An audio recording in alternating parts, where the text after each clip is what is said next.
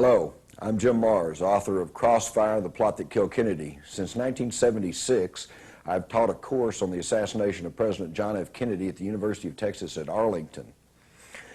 Early in 1992, the City Council of Dallas, Texas voted to release the complete set of police department files concerning the assassination. I was one of the first to go over there and begin to go through these files, and frankly, I did not expect to find very much. After all, 30 years has gone by and they've had plenty of time to take things out, add things in, who knows what. But I was very surprised and amazed, in fact, at some of the things that I have found in these Dallas Police files. And I'll point out right now that they have not yet been gone through thoroughly. There's still perhaps some items of interest still in these files. But today I thought I would share with you some of the files that I have found and point out what some of the importance of these files may be. According to this document dated May 19th, 60, it's no secret that there has been a definite coolness of the FBI towards the police department following testimony of some of the officers before the Warren Commission studying the Kennedy shooting. These officers are quoted as saying the FBI knew Lee Harvey Oswald was running around loose and not under surveillance. It goes on to say, and this is fact, that the Federal Bureau of Investigation refused to continue training Dallas Police Department officers at the FBI Academy, something they'd been doing for 10 years. So J. Edgar Hoover was so upset that the Dallas Police happened to mention the true information that they were aware of Oswald and they knew about his presence in Dallas, that they, for some time until the retirement of Police Chief Jesse Curry, they refused to train Dallas police officers. Again, we have questions about the original evidence. We have the original Dallas Police evidence sheet, which only shows that they only recovered 2 spent 6.5 millimeter rounds from the Texas School Book Depository. At the bottom of this sheet, you notice it says paraffin test made on Oswald was positive on both hands, negative on the face. The paraffin test was the most was the best test they had at the time for determining if you had fired a rifle. And I have talked with several experts, and I have bolt-action rifles of my own, and I can assure you with that loose bolt Mannlicher Carcano, if Lee Harvey Oswald had fired 3 rounds through that thing, every time you pull that bolt back, those gases come back, and his cheek, his right cheek, would have been covered with traces of nitrate. The paraffin test, which admittedly can be called into question, showed no nitrates on his cheek.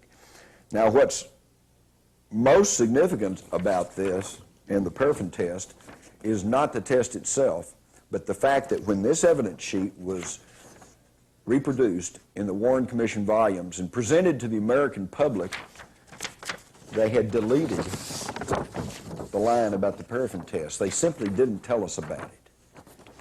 I find that very significant.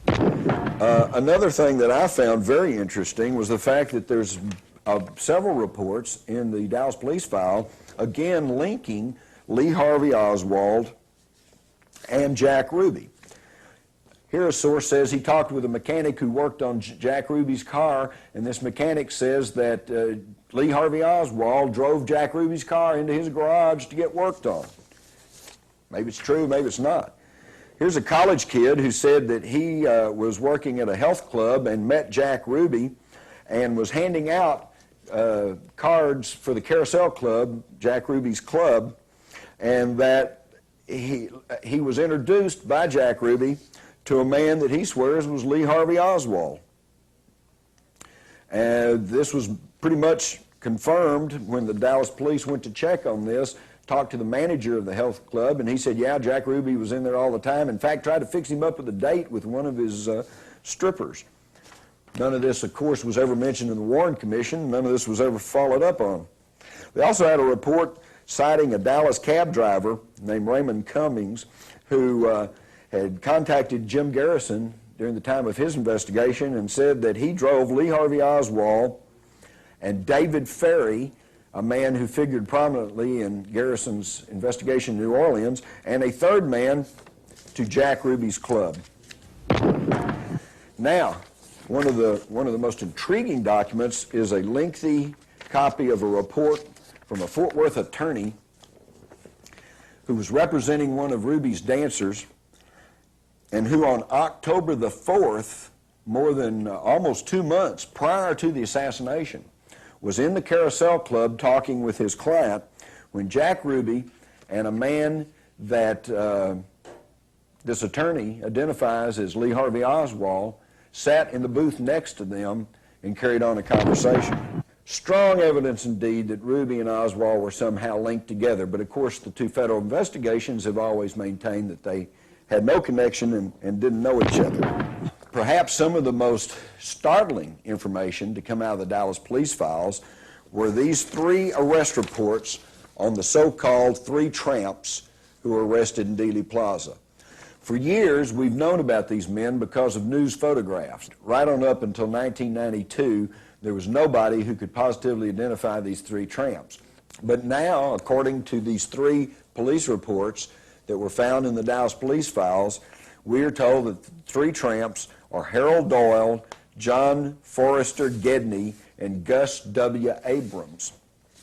If the reports are still in the Dallas Police Files, and if they were held for 3 or 4 days, why is it that the Warren Commission and the House Select Committee and the FBI and all this massive federal investigation can't seem to come up with these guys? And of course, the most startling piece of evidence found in the Dallas Police Files was the discovery of one of the backyard photographs, the famous photograph of Oswald holding his rifle and wearing a pistol and holding up communist literature, standing in the backyard of his home on Elsbeth Street. Well, now, in the Dallas Police Files, we find a photograph of the backyard with no one in it. We find a photograph of the backyard with a Dallas detective named Brown standing in it in a pose. And we find a backyard photograph with a white cutout mat of Lee Harvey Oswald.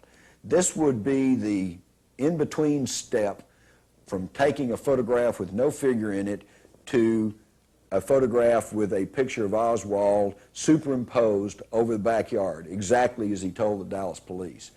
So there's something very strange going on with these photographs, and it lends credibility to the people who have been saying all along, adding their voices to Lee Harvey Oswald, that they are a phony photograph used to incriminate him in the assassination.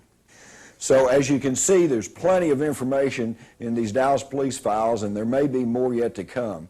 And the thing that really excites me is that if this amount of information is available here in Dallas, just think what we might be able to find in the files of the CIA and the FBI. The time has come to open those files and to let the American people see what has happened to them and what happened to their president in 1963. Thank you.